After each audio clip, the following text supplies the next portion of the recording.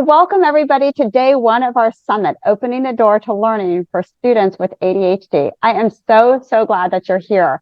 We have an action-packed week planned for you, all designed to empower you and provide valuable insights into navigating the school year challenges of ADHD. I'm your host, Ann Dolin, and for the last 25 years, my team of tutors, executive function coaches, and college consultants from Educational Connections have been helping students to do better in school and ultimately get into the college of their choice.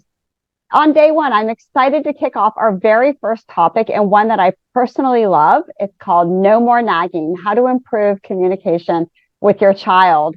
And there's nobody better to speak on this topic than my friend, Dr. Michelle Mullaley. Let me tell you a little bit about Michelle, and then I'm going to turn it over to her in a moment. Michelle is a licensed clinical psychologist. She's worked in therapeutic schools and in private practice for over the last 20 years, and she currently co-owns Bridges Therapy and Wellness Center in Fairfax. She provides individual therapy to teens and adults, parent guidance and consultation, and comprehensive psychoeducational evaluations. Michelle takes a whole person lifestyle approach to mental health, and she enjoys sharing information about nutrition, stress management, and other lifestyle interventions that support mental health in the community. She completed her doctorate in clinical psychology from Catholic University of America in DC. And you can learn more about Michelle at our website, Bridges Therapy and Wellness. So Michelle, thank you so much for being with me today. Thank you so much for having me. I really always enjoy our collaborations and just kind of being able to reach out to the folks in our community whose children are struggling and we want to be able to support them. So having that mission together is a great one. So, and I'm excited today to share, I know from having my own children with ADHD and also working in mental health field and in our local area, doing a lot of psychological testing, working with teens and families, how much having ADHD or having a child with ADHD can be both a blessing and a challenge to figure out how to kind of parent maybe a little bit differently than you have to with your other children who maybe don't have ADHD or executive functioning challenges. And so I kind of want to bring a lens that's less about the to-do list, even though, of course, that to-do list is important and there are things that need to get done and rooms that need to get clean and homework that needs to get completed on all of our lists with our children. But that I want to bring to this discussion really a focus on relationship, because ultimately that's the most important thing, is our relationship with our children, more than how they score on any one test or whether homework is late or whether they got into an ideal college that they might think is the right one for them. We want to make sure that we're staying connected with them above anything else. And that actually can create more challenge than people are always expecting when it comes to parenting a child with ADHD through all of the to-dos of life. It can be frustrating, both as the parent and as the student. It can be anxiety provoking. What if they don't get it done? What if they fail? What if people think I'm not trying to support my child well enough? What if they're really upset because I have to bug them again about the thing that didn't get done, that book report they didn't start on time? And so I want to be able to talk about that today. And I have for us 6 strategies to talk about that people can implement kind of right away. If that sounds ready to go. That's awesome, Michelle. Thank you. Absolutely. So the strategies I want to talk about today, the goal is still getting those to-do lists done and getting kids to have and learn more ownership, accountability, independence. But we're going to talk about doing that in ways that help to create more connection and not more friction, and strengthen your relationships. So the first strategy that I talk with families about often is to create some nag-free zones of the day. You may or may not have noticed, but from talking to teenagers, this is something that's common, is that when your teenager walks through the living room or comes into the kitchen to get a snack, the first thing or second thing out of your mouth is, did you get your homework done? Did you ever talk to that teacher, how you said you were going to go talk to them about that test that you have coming up? Did you keep in mind that you have sports practice today, so you need to plan ahead, right? All of those things that we have it in our head. We're holding their to-do list and we want to make sure they're following through. But if that's what many of your communications with your teen or your child exist of, you're going to find that they would rather stay in their room than come downstairs and risk that kind of blind side that they're not wanting to get into at that moment. So by creating some nag-free zones, it means times that you decide together that work for both of you, where you're not going to ask. There's an agreement that you're not going to say anything about what have you gotten done? What didn't you get done? I got an email from your teacher, that you're just going to focus on life, connecting, asking about their day, their friendships, their heartbreaks, their excitement about the coming weekend. Just be together as a family so that we're building the connection that's going to allow your child to then tolerate it when you do have to have some of those kind of more reminder discussions or planning discussions. And one of those nag-free zones I really want to encourage families to use is meal times. That should be a time to connect, to talk about days, to have family time.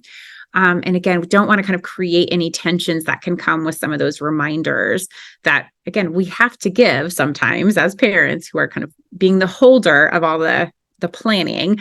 But we don't want to do that all throughout the day and all throughout the week. And so kids really love this idea because it's very empowering to them that they know mom and dad they have to listen, right? They've agreed to listen, to not nagging during this period of time.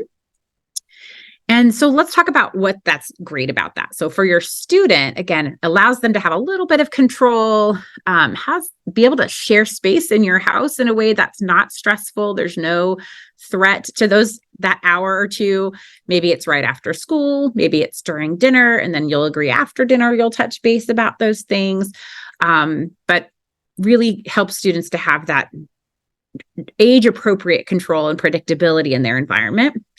And for us, it helps us remember that we enjoy our child, that we want to be able to spend time with them and laugh with them and connect with them. We don't want to be the calendar keepers. And so it allows us to remember that too and to enjoy those connecting times. So how do you do that, right? So first, you're going to decide again together, because the more you decide things with your child and the older they are, the more we want them to be a part of making decisions, because they're less likely to push back when they were a part of that. But you're going to decide together on when you're going to do those discussions and when you're not going to. But you have to have some times where you still have those discussions sometimes, right? So maybe that's each day right after school or right after dinner where you connect. And for older children, especially, for younger children, you need to guide this more. For older children and students, you can encourage them to own it and kind of say, here's what I have going on. I've got to get this assignment done tonight. This one's not due for a couple days, but I think I need to study for it. And here's my plan. I'm going to take a break for half an hour and watch a show, and then I'm going to get started. And so it's, what do you have? What's your plan? And then with that, what's your barrier? What might get in the way that we want to kind of troubleshoot for? So we provide some guidance on how to have that discussion. And then with teens, what's great is the more they tell you what they have in mind, the more they are empowered to not have you nag. And so I'll really literally say that to teenagers, is the more you come with your plan, the more mom and dad aren't going to bug you and nag. They're going to actually be really proud of you that you've thought about the plan. They might have some questions. Well, did you remember that you have theater practice this afternoon? Are you going to have that time that you thought you had? But it really can be very empowering. And when it doesn't work, right? When something happened that day where something fell through the cracks, expect it will not go as planned. This is about learning. This is not about perfection. And so then you talk about, okay, it didn't happen today. What got in the way of you going to go see your teacher as we had talked about doing? Oh, I got so excited having lunch with my friends, I forgot. Okay, what can we do tomorrow to help you problem solve? And so these are opportunities you have then to help them learn that metacognition, learn that process of thinking through how to perform the things they want to and need to do. But we need to keep it brief, 10, 15, max 20 minutes, or we're going to lose their attention span in the first place. And they're going to start to feel like we are back in that nagging mode. So we want to keep it brief and then let them go do, and then keep regrouping each time you meet, whether that's daily. For older kids, maybe it's a couple times a week you check in. and offer praise when you see them, even if the implementation isn't how you'd love to see it. If they're starting to think about it, they're having some foresight, they are having successes where they followed through. We want to make sure that we're offering praise too. And we're going to talk a little bit more about why that's so important in a few minutes. And just a couple questions to help you guide those conversations as you're guiding your young student, or as older students, we get them to start doing that too. How'd it go yesterday? How'd it go last week? Did everything kind of work out how you planned? If they didn't, what were the barriers to getting that done? And anything you want to do differently. So you forgot anything that you do differently tomorrow that could help you differently. The more they're a part of that problem solving versus us telling them what to do, the more they're going to own it, and they're going to be likely to follow through and find solutions that work for them, not what work for us. I will tell you, my solutions to most things are very different than my ADHD teenager and now young adults solutions to most things. And what matters is what works for them, not what works for us. What is your plan? How are you going to tackle things? Anything you need some help from me with. And here's when I can help, because many of us who are parents of someone with ADHD will find that even though we've offered our help, now it's 11 p.m. the night before, we're ready to go to bed and get ready for our next day. And now they all of a sudden need poster paper for that poster they forgot about. That's not when I'm available to help. I was available to help those other times. And so being clear what the boundaries of what you will do for them and can do for them is also really important, because they need to include that in their decision making. And that's going to move on to our number 2 strategy that I'm going to give you just a little bit of background about. So there are some studies that talk about something called a 3-to-1 ratio, and that leads to relationship satisfaction. And here's what that means: that most people feel satisfied in a relationship when the ratio of positive interactions to negative interactions, is roughly 3-to-1 positives to 1 negative. Now, this originally comes from like couples satisfaction research, but ongoing research shows that this works in other relationships too. And so what that means is that a positive relationship interaction doesn't have to be huge. It can be like walking by and kind of giving a quick hug. How was your day? Sharing an experience or a show, or making a meal together. Anything that's connecting and feels good, right? Doesn't have to be huge. A negative interaction is whatever's experienced as negative by your student. So it may not feel like you're trying to be negative by saying, hey, did you get your homework done? But guaranteed, if they hear that a lot, that's going to be experienced as like negative or naggy or critical by your young person with ADHD. And here's the challenge. Individuals with ADHD need many more reminders, cues, prompts, critiques, constructive criticism, often to learn the same thing someone without ADHD learns to master. And so it can really quickly set up a dynamic where the ratio is 1 to 3, right? Where we have 1 positive to 3 negatives, or we're like, when you get through all the stuff you'll do, then I'll give you the positive. But that isn't going to help your relationship, and it's not going to help your child be motivated to move through the things that are challenging for them that need to get done. And so what we need to do is really increase the positives in order to kind of stay in ratio, and be really careful how we deliver the negatives. And I say that again with some quotation marks around that. What's good about this for your student? Number 1 is they get to feel connected to you, right? Ultimately, again, your relationship is most important. They feel accepted, they feel loved, they feel more confident when the bulk of your interactions are about positive things and connecting things. And for you, you get to feel good about having that connection with your child too, having your child be a happier, more confident person. And then it's like putting money in the bank, right? You've put enough deposits in that you might have to take out a bit of a withdrawal when you have to do those reminders or those constructive criticisms. And you've now built up enough bank balance in goodwill, let's say, that they can tolerate those reminders from you better, because that ratio is on the positive side. Right? You don't want balance. We want higher on the positive side.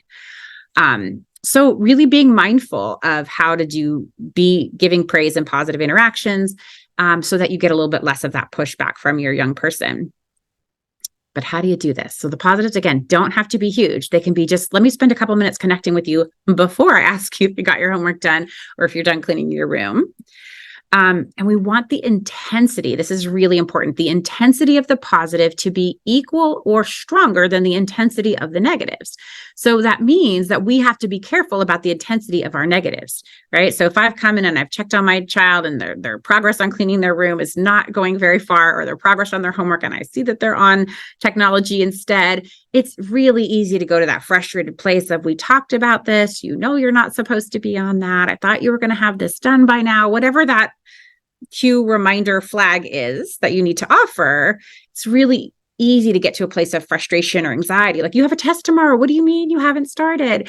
So that's intense, right? And that gets felt in an intense way by your child. But if we're like, oh, nice job clearing the table, and that's low intensity, right? Then our balance starts to get all out of whack again. So we need to make sure we keep our negative reminders. Nope. Help me understand. I see that you're on your technology again. Is that what you're supposed to be doing? Nope. Okay. What do you need to be doing? Great. And so keeping that low energy and the positives good. Like, I love that you just did that without me even having to ask you. Thank you so much for clearing the table. Positive energy on the positives, or high energy on the positives, lower intensity on the negatives, so that we keep that balance a little bit more. And we're going to move to number 3. And this is going to reference a little bit about what happens with number 2. So co-regulation. This sounds like it's not related to ADHD, maybe at all. What does this even mean? What co-regulation is, it is people that we're close to, in part close proximity, but more importantly, close attachment relationships and connections, right? Those of our children with us in particular really impact how we feel and how we respond to our own emotions. And this is a developmental process. It's interactive. It starts when our kids are really little, like toddlers, infants, preschoolers, And what it does is foster connection and nurturing relationship, but it also creates the environment for the brain to develop self-soothing and calming, which are really needed later on. And in fact, we know that a lot of, not all, but some children and students with ADHD have a harder time self-regulating their emotions. It kind of comes with that. I can't kind of pay attention or regulate my impulse as much as I'd like to, so the emotion can just come out. And so it's really important for us as the adult to keep our nervous systems calm in order for our children to learn how to keep their nervous systems calm. And so this is something not you doing to your child or with your child, but for yourself, so that your child can benefit. And so again, it's difficult sometimes, because raising a child with ADHD can have some challenges that are different than those who don't have raising children without ADHD. And so we can get anxious. We can get anxious about, I need to micromanage. If I don't do it, if I don't stay on top of my child, they won't get their things done. They're going to have negative consequences. They won't get into the college they want to get into. Or we're stressed and overwhelmed about our own other stressors unrelated to our child, and we just disengage because it's just too much to keep kind of on top of things for them. And so if we aren't staying calm but still engaged, it's really hard to ask our child to do the same thing. And so this is where really the benefit for your child is that they learn to calm themselves. They learn to stay connected, which is a source of support. They learn that they can, if they stay calm in their feelings brain, that they don't get activated and stressed and upset and defensive or anxious. All of that happens back here in our feelings part of our brain. It takes us out of our frontal lobe, which is where we do our thinking and our planning. And so once the emotions are high, we're offline up here, but we need to let kids be back online. And we do that when we're calm. If we stay calm, we allow them to stay calm too.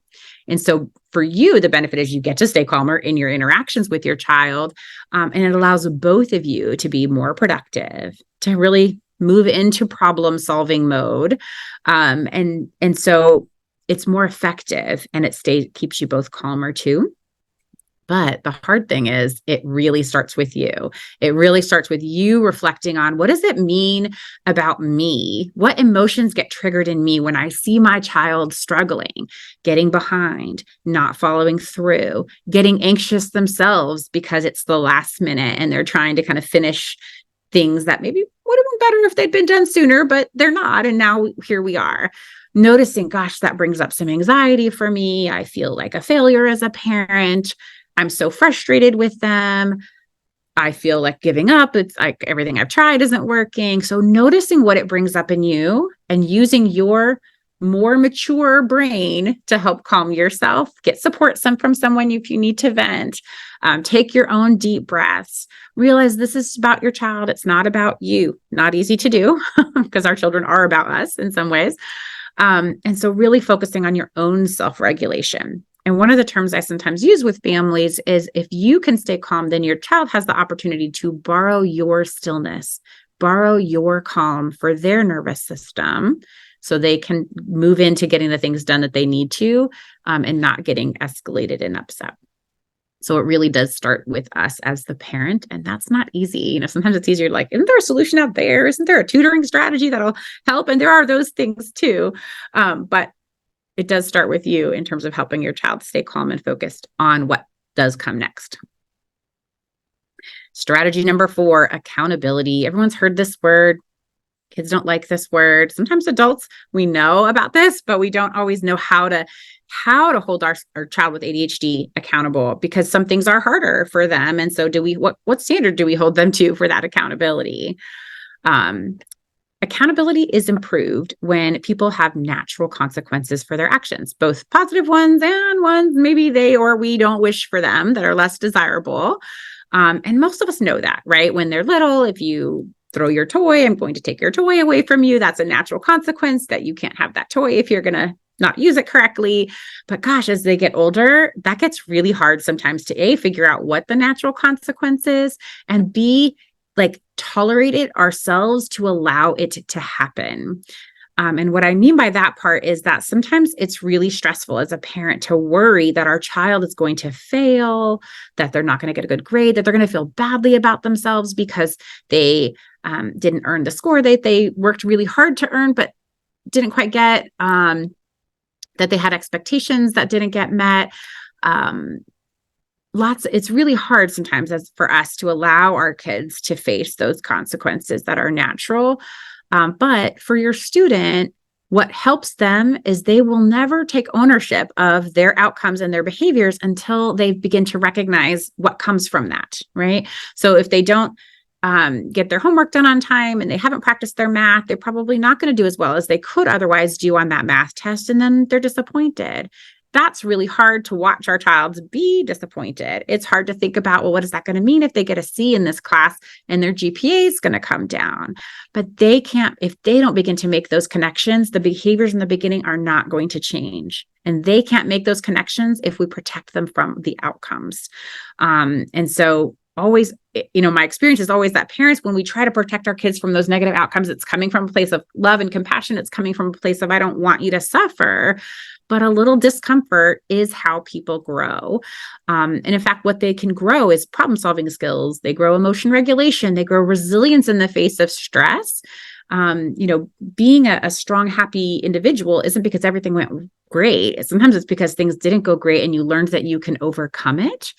And so knowing that they can overcome things, then sometimes they're less afraid of taking risks in the future because they're like, yeah, that one didn't work out. Let me try another way.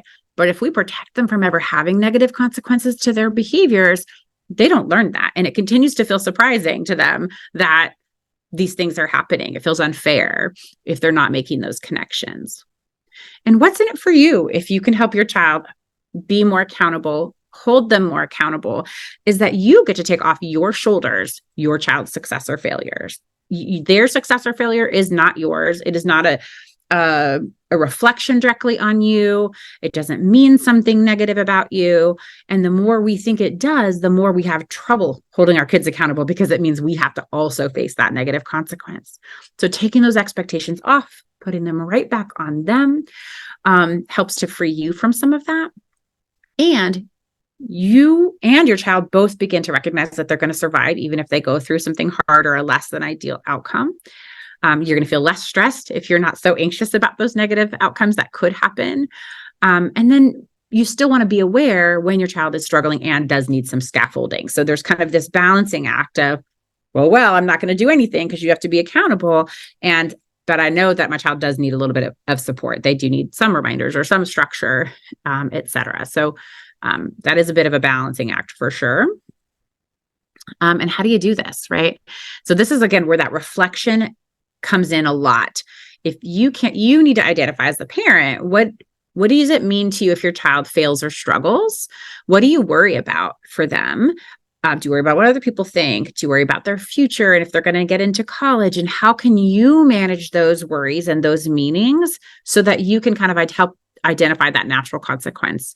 I know a student who got 2 Ds at the end of their junior year because the parent began to hold some more accountability on the student instead of the student taking that ownership. That obviously does limit some opportunities for the future, but it doesn't limit all opportunities.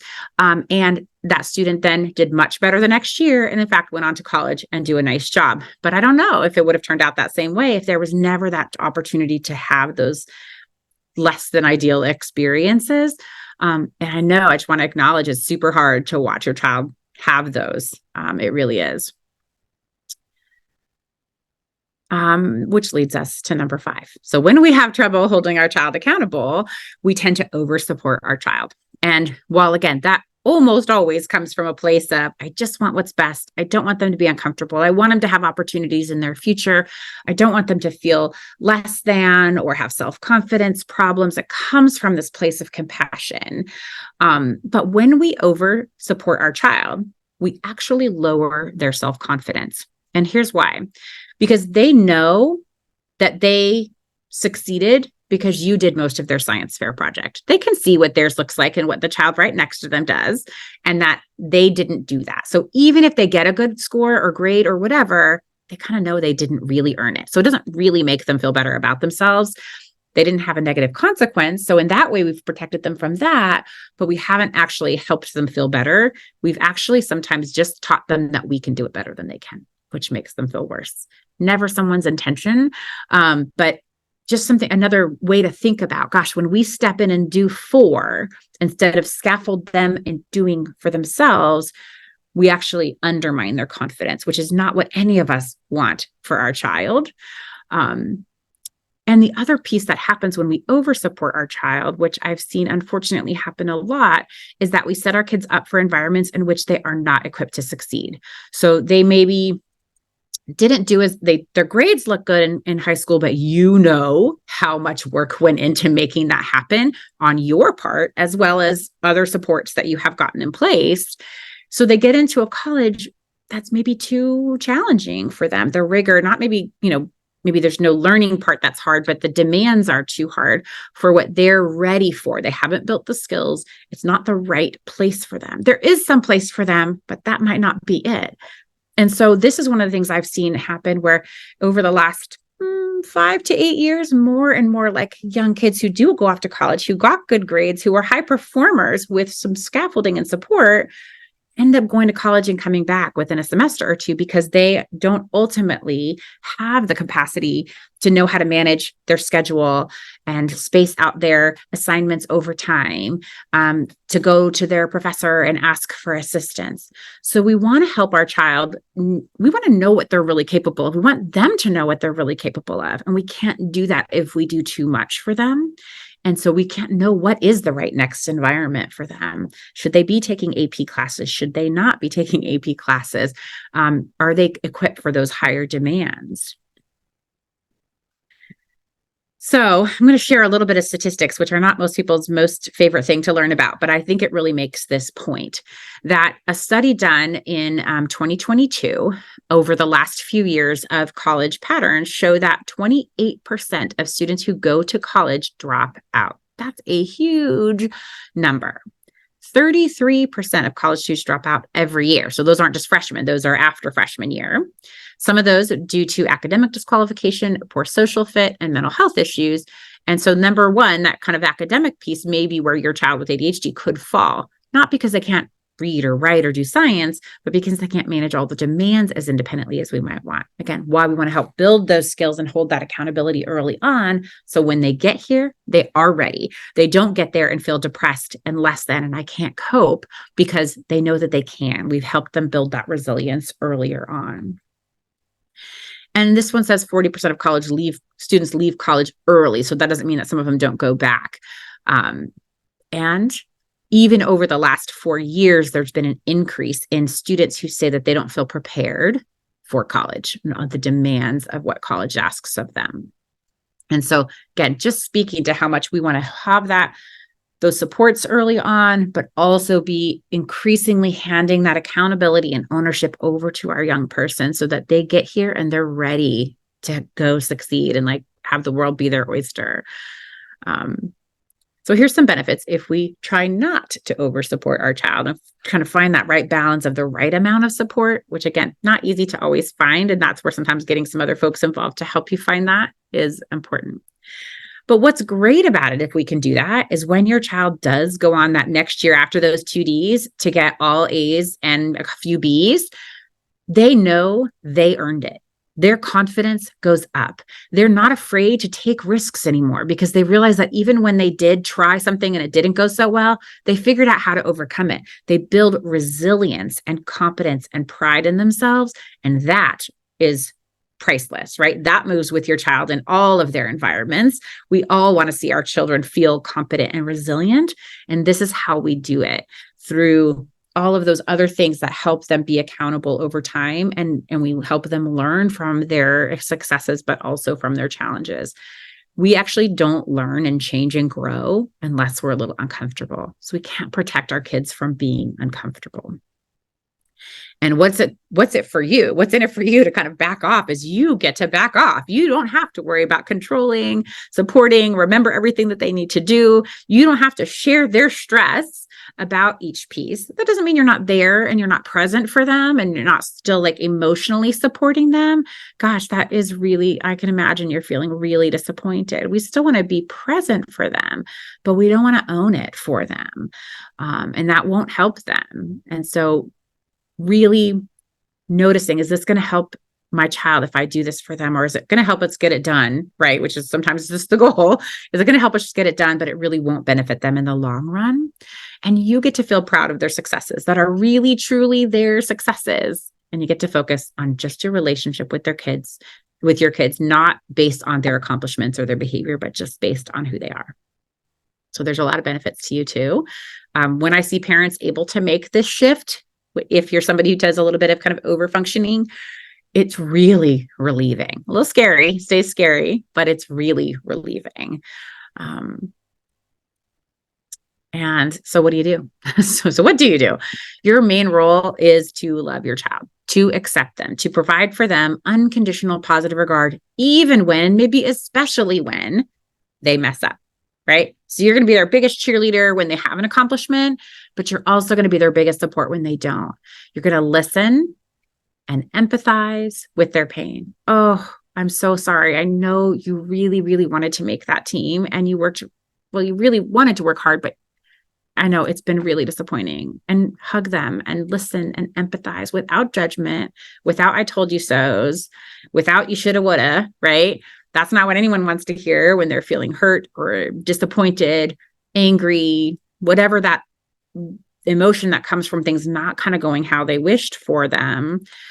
Being able yourself to sit with that and be there and just listen and empathize. And then after they've had a chance to do that and you see them start to shift a little bit when they're ready, you can help them problem solve. What do you want to do different next time? Anything that you can learn from this, right? You either succeed or you learn, not you either succeed or you fail. You either succeed or you learn. So what can we learn from this that you can take forward with you? What other options do you have? Help them problem solve. So then you are that support, but the listening has to come first. One of the kind of major parenting strategies, regardless of whether your child has ADHD or not, is when something is going on that's distressing, that we want to connect first before we correct. Too often for us as parents of individual students with ADHD, we go right into correcting. Well, you didn't really practice very much. Well, that's not really helpful. That's pretty invalidating. And when you're in the midst of feeling upset, even if you know exactly why the upset happened, that kind of told you so is not helpful right off the bat. But really that empathizing is so important. And then you can get to the problem solving. And the non-judgment part is super important. Think about what you need or want when things don't go well. You thought you were going to get a promotion and it didn't happen. Do you want someone to say, well, you could have worked harder? That's not going to make you feel better. But eventually you could get to that point of being like, what could I have done differently? What can I do differently now? Your child's brain isn't even nearly as developed as yours is. So we need to think about what they need to get to that point of problem solving. So loving and supporting your child stays number one, no matter what. And then I kind of want to spend a couple minutes just talking about what to do if all of this isn't really working, or how do you know when you might need somebody else on your team of supporting your child? And so there's different times when your child needs support that you can't provide, or don't have the skill set or the emotional capacity in that moment, or not even sure what it is that they need. And so sometimes some support from somebody else can be really helpful.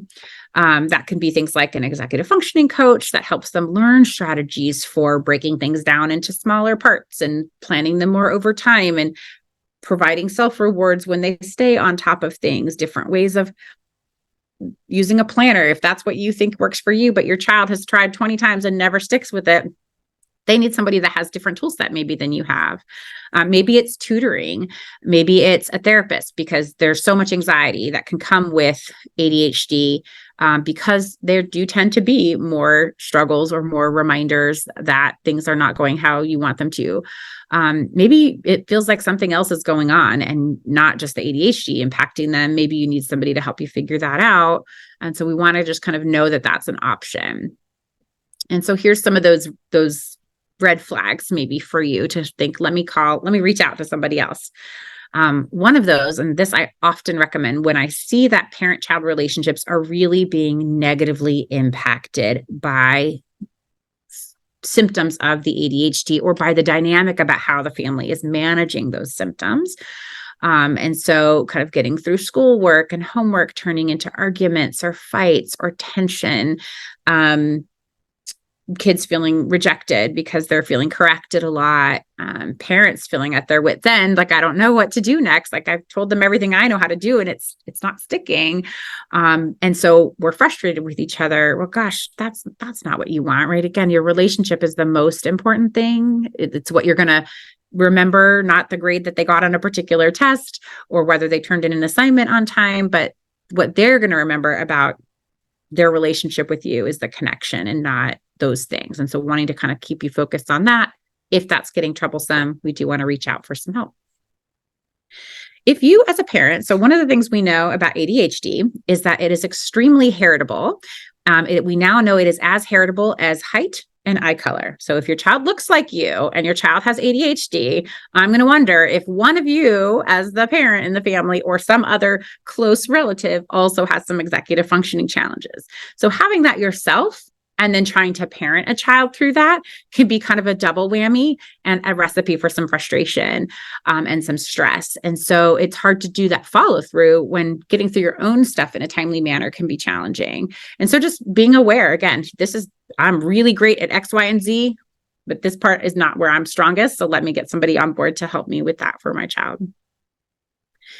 And then the last piece here is a red flag when you feel like, gosh, I'm doing all the things that we're talking about, and I'm doing what the counselor says at school, and we're doing all of the things that should support this child, but something's not right? They're still not learning at the pace I would expect them to be.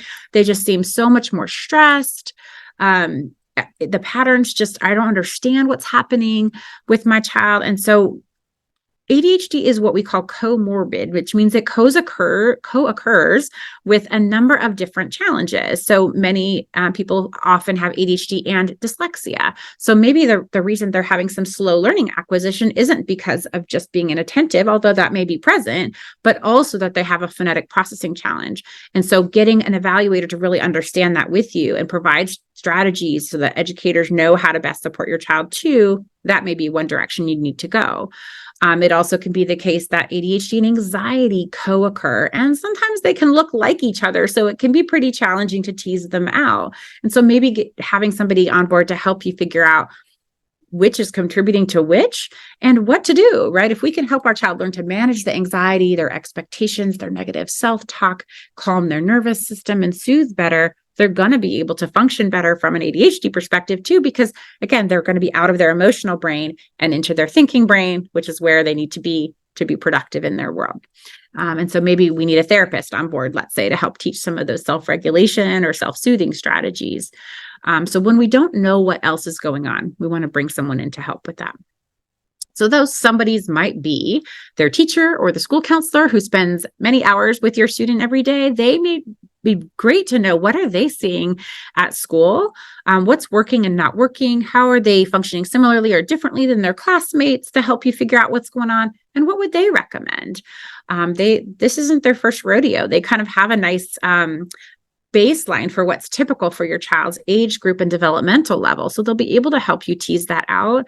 And working with educators over the years, they really, really want what's best for your child. And sometimes teachers can be nervous about even sharing with a parent that they're seeing some challenges in a child, because as parents, we don't love to hear that. Of course, that's hard, but really it's very few educators who just don't have your child's best interest at heart. And so if you get that feedback, if you check in with your teacher, it's something to weigh in terms of which direction might be helpful. Education Connections is a great opportunity for executive functioning support. This is really a population that they do great work with, which is why they're hosting this week for you all. Therapists, again, if things might be more about coping skills, confidence, relationships, anxiety, stress management, all of those pieces where a therapist can be helpful. And then depending on what else is going on, right? So sometimes people have ADHD, but they also have an auditory processing issue. A speech language therapist or audiologist can help you tease that out. Maybe they're having distractibility because they have sensory integration issues. And so an occupational therapist might be able to help you tease that out. Maybe it's the anxiety or dyslexia or a learning challenge. A psychologist evaluation is going to help you with that part. So these are all some just different people who can be on yours and your child's support team as you continue to kind of navigate, especially getting through school together. And I want to offer you a piece of hope when you are having some challenges. One of the things that is most difficult for people with ADHD is school. And I say that because it means spending 7 hours a day doing some things they like, right? Maybe they like the social environment, they like PE, they love social science, but they don't love math or reading, and they have to do it anyway.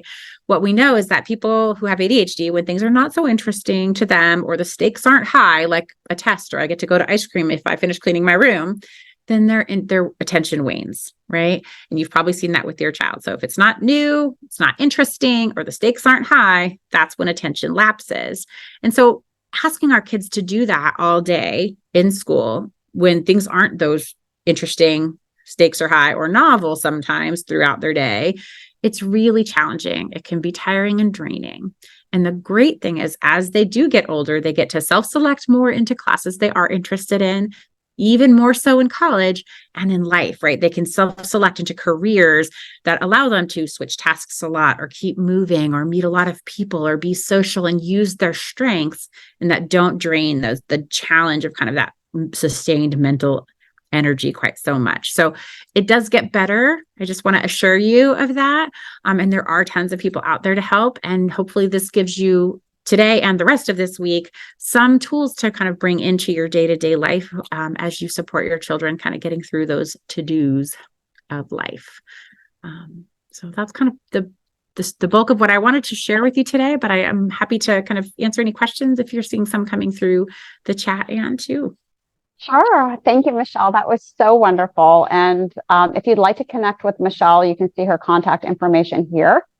And then we're happy to help you as well, as Michelle said, with an executive function coach for ADHD, a tutor, or any other way.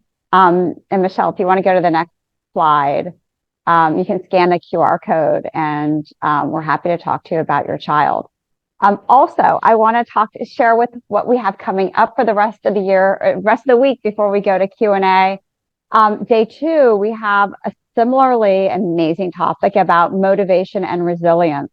And this is with Dr. Robert Brooks. He's an amazing speaker. He's on the Harvard faculty, and I saw him speak at a Learning in the Brain conference probably 15 years ago, and I've been following ever since then. He's a wonderful speaker, and I love this topic, so I hope that you will join us tomorrow as well. And so, Michelle, thanks again. Are you ready for our Q&As? I am. Okay, awesome. Well, we had a ton of questions, lots of comments, and I'm just going to try to consolidate them. So if we already talked about an issue and you posted something right as you got on, we're going to go to something else. And if we have time at the end, we'll circle back to some of those earlier comments. But one of the ones that I thought was interesting was from Cherie. And she said, do you think that this talk, and because we're going to send out the recording tomorrow, would that be beneficial for kids to watch with their parents? Ooh, I love that. And I guess I would say yes, because in thinking about how to maintain the positive nature of your relationship with your child, I think that helps kids feel understood, right? Like, I am trying, mom, don't always be so mad at me when I can't succeed. And so I think maybe helps them that there's some validation in their experience too. And maybe opens up some dialogue about it. Can be hard for both of us sometimes. And here's what I also really enjoy and love about you. And here's what I'm so proud of about you. So I think actually that's a great idea. Thank you for asking that. Yeah, thanks, Cherie. I never thought about something like that, but I think that's a fabulous idea. Kimberly asked, when are natural consequences too much? She said, I kind of get, they're late with an assignment, but when are the consequences too much? For example, it sounds like she pulled back a lot, and then her 7th grade son ended up failing the school year. What do you think, Michelle? Yeah, that's such a great question. And I wish there was an easy answer to that, right? One of the things I think as a guiding principle is we want to challenge our child without overwhelming our child. And so kind of really staying attuned to when you see them be challenged and a little stressed, or maybe not stressed enough. And so that's why they're not getting their work done still. And still be available to kind of ask those questions. That's where those check-ins each day or week come in handy. Gosh, I noticed this is kind of the 3rd time in a row that we've made a plan and it didn't work. What are we doing wrong? We got to come up with a different kind of plan. And so you're still there, right? You're still talking and dialoguing and being attuned with. Now they're just shutting down completely, or now they're so overwhelmed they can't think because they're just anxious anytime they sit down to do their work. And that's how you'll kind of be able to titrate maybe how much challenge versus, okay, I need to step in and give some support. The support still doesn't look like doing 4, right? It still doesn't mean removing anything that would be uncomfortable, but we want to make it bearable, right? And so that is a really hard question. That's where kind of staying in touch with teachers, to other people who have their eyes on your child, is a great idea to keep the communication. Like, gosh, they're just totally checked out in school now. Okay, well then we need to come back in a little bit and see what we need to provide to get them back functioning. And we need to just not make it so hard that they're overwhelmed, but it's not a one size fit all for sure. It's really that staying attuned to your child. That makes sense. Thank you, Michelle. Another parent said they have a child with a brand new diagnosis. What are some resources out there to share about the diagnosis with the child and to support the parents as well? Yeah, so that's a great one. And I will say 2 things. One is it really depends on the age of the child. It is my belief and my observation in 20 years of doing evaluations with families and working with children and families that children often benefit from knowing that there's a name for what they're going through. So often as parents, we're like, I don't want them to know they have a diagnosis. I don't want them to know they will feel different, but they already know, right? Kids in 2nd grade can tell you who's in the high reading group and the low reading group and the middle reading group. They know that they're learning slower, or that they're getting corrected more if they're impulsive, let's say. So they already kind of know something's up. And what happens when kids don't know about the diagnosis is that they blame themselves. I must be dumb. I must be a bad kid because parents are always, or teachers, everybody's always correcting me. But that when we give it a name, it immediately communicates that you're not the only one, or there wouldn't be a name for it. And so this isn't exactly what they're asking, but one thing I think can be helpful is how to talk to your child at whatever developmental age they are, that there's a name for this thing, that when I ask you to do something, you forget. You don't mean to forget. I know you don't mean to forget. Isn't that great for us both to know that? But we still got to figure out how to manage this. And there's this thing that's called ADHD. If you have a younger child, there's a great book by Kathy Hoopman called All Dogs Have ADHD. That is great for kind of that like 6 to 10 or even 12, I would say, because it makes it normalized, and there's cute pictures, and it's kind of a normalized way to talk with your child about it. As you get older, that's a great question. I'll have to kind of look into my research bank, and I'm happy to kind of share some resources if you all put those out, or someone's welcome to contact me, because it kind of depends on the age. So that's more for the child, but for the parent, there's great resources out there at places like Educational Connections. There's a local chapter of CHAD, which stands for Children and Adults with ADD. And so they do speaker series, they have a magazine, they have articles that talk about, so many different aspects of having ADHD. And so I think that's chad.org. And then there's a local Northern Virginia, DC chapter.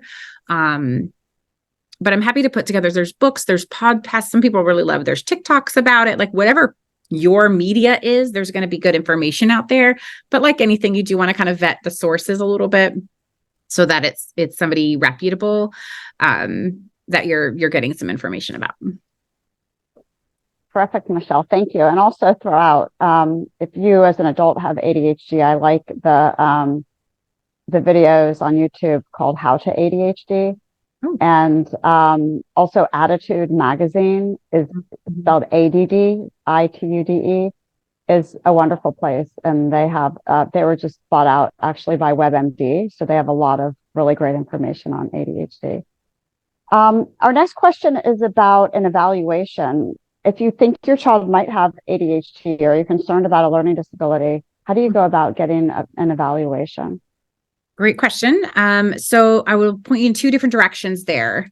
So I'll say if somebody's got a pretty simple textbook ADHD, it doesn't have to have full testing and evaluation to diagnose that often pediatricians can diagnose that together with, kind of taking a good history, family history, getting some checklists from teachers and parents that look at the different symptoms and see if they're more than is typical. Sometimes people think their child has ADHD because they're hyper 6-year-old, but they should be a hyper 6-year-old, right? They should be being active. They're not expected to have executive functioning yet. And so it's nice to have that barometer of like someone who knows, has a good benchmark for that age group. So again, when it's pretty simple and cut and dried and you think the ADHD might be going on, the pediatrician is probably a great way to start.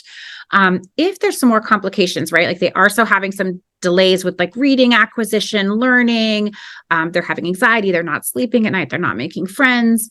If there's some other complicating factors, that is when it's helpful to have a psychological evaluation or a psychoeducational evaluation done. And what that looks like is you can do that in private practice. The schools can also help with much of that. They can't quite diagnose ADHD, but they certainly can talk about the behavioral impacts in the classroom and any negative educational impact.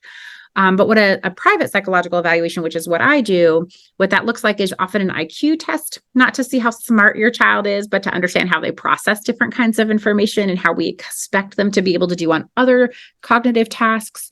It'll look at their different learning styles in reading, writing, math. It'll look at attention, executive functioning through different kind of puzzle and computer tasks. It will also involve some checklists from teachers and parents to really kind of see what's happening in various environments. And then depending on what else might be going on, we'll take a look at those things too. So if there seems like there's some anxiety or some social skills issues, we want to understand all of it so we can give you a comprehensive roadmap for what next, like what providers can help you, what can school do to help you, what kind of parenting strategies are going to be effective for your child. So that's one of our missions, is really to give a path forward, not just a diagnosis. Thanks, Michelle. A parent asked, do you have any tips for addressing unhealthy stimulating behaviors, like kids that are overly obsessed with screen time, which, by the way, we have that coming up this week. Yes, I was going to say later in the week. Yeah, but also like eating too much sugar. Mm-hmm. How can you address these with your child without harming the relationship? Yeah, that is so hard, because one of the things that is true for many people with ADHD is they have a deficit in dopamine. And dopamine is the positive feel-good, like chemical in our brain, neurotransmitter.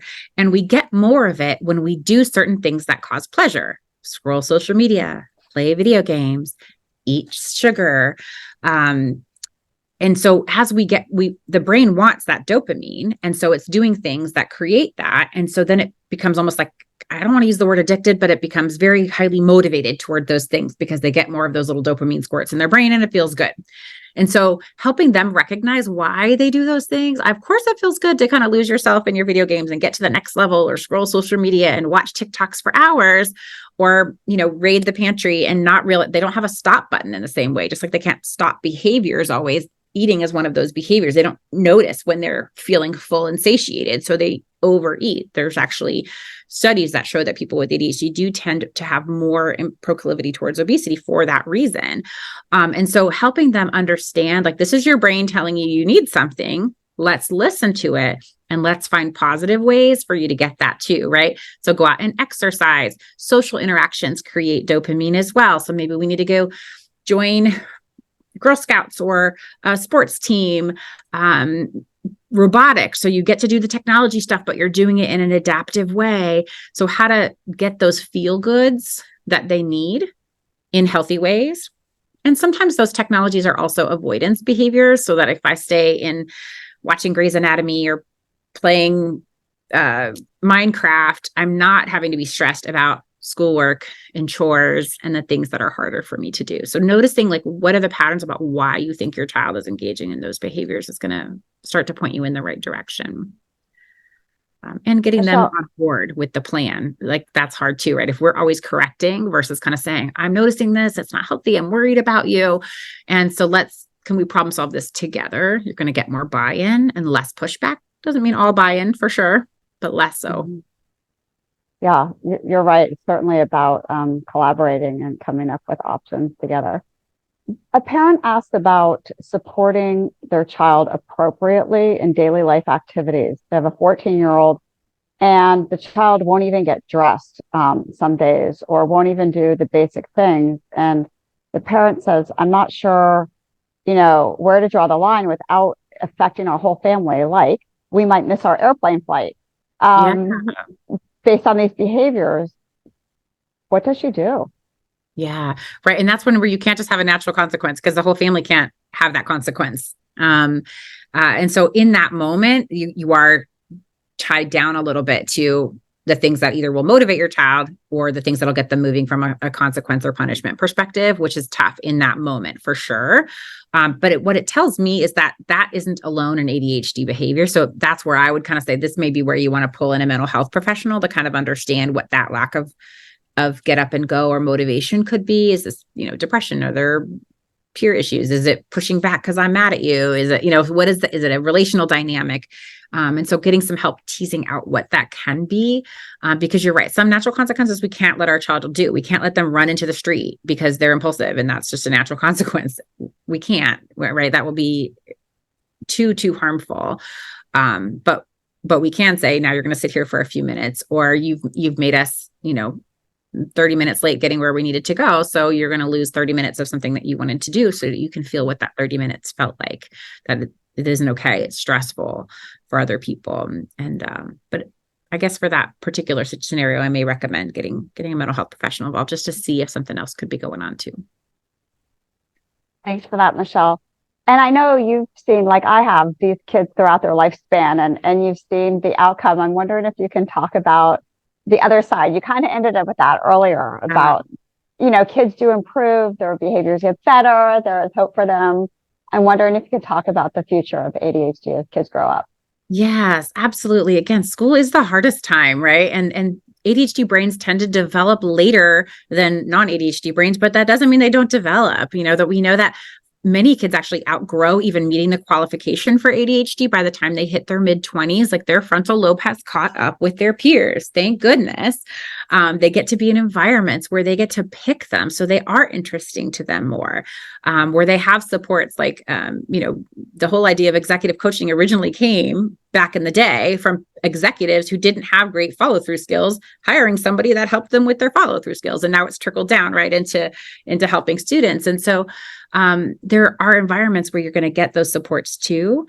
Kids do learn. They may need 10 times more corrections than somebody who doesn't have ADHD, but they do learn. They're bright, competent, resilient kids. They find their niches where they shine. And that's where they build their confidence and their competence around. And so I do see it all the time, kids who struggle through school or at various stages, like anything about growing up, it's not linear, right? But yeah, absolutely. They find their people, they find their area where they just really shine and feel competent and they can do great. And it's such a relief. And as the parent of one of those children, seeing her almost ready to graduate from college, doing great and thinking about grad school, which I would have never thought 10 years ago or 5 years ago would be on the radar. Yeah, we absolutely see those successes as well. That's awesome, Michelle. Thank you so much. It was a pleasure to speak with you today. Thank you so much for sharing your knowledge with our families. And for all the parents out there, please wait a minute. You log off, you'll see a survey pop up, and we'd appreciate that if you took that survey. It helps guide us for the future. Hope you all have a wonderful day, and I hope to see you tomorrow when we're talking about resiliency and motivation. Bye-bye, everybody. Thank you. Bye-bye.